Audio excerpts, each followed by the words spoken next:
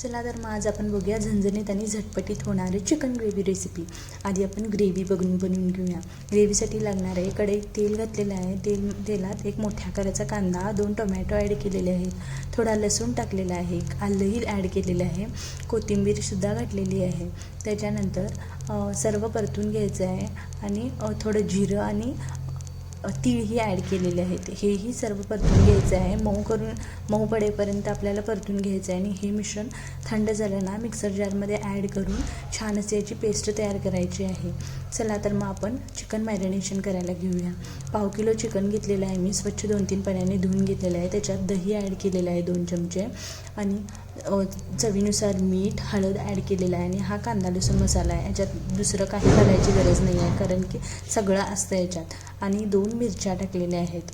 हे सर्व छान असं मिक्स करून घ्यायचं आहे आणि एक 10 ते 15 मिनटं मॅरिनेशन करून ठेवून द्यायचं आहे बाजूला। चला तर मग आपण आता फोडणीची तयारी करूया।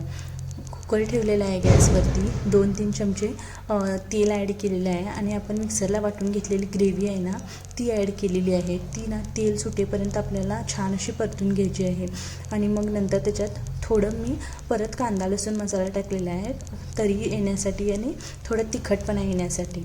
आणि हे सर्व छान असं परतून घेतलं ना मग आपलं मॅरिनेशन केलेलं चिकन ॲड करायचं आहे। सर्व चिकन ॲड करून सर्व मिक्स करून घ्यायचं आहे आणि शिजण्यापुरतं आपल्याला पाणी ॲड करायचं आहे आणि 2 शिट्ट्या काढून घ्यायच्या आहेत। आपलं बघू शकता इतकं टेस्टी आणि स्पायसी असं तरी आलेलं चिकन रेडी झालेलं आहे।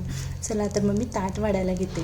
प्लेटमध्ये छान असं चिकन ग्रेव्ही ॲड केलेली आहे, लिंबू घातलेला आहे, छान अशा ज्वारीच्या भाकऱ्याही घातलेल्या आहेत आणि भात ॲड केलेला आहे आणि मस्त असं जेवण केलं पोट भरून। चला तर मग भेटूया नेक्स्ट व्लॉगमध्ये। व्हिडिओ आवडला असेल तर नक्की फॉलो करायला विसरू नका। बाय।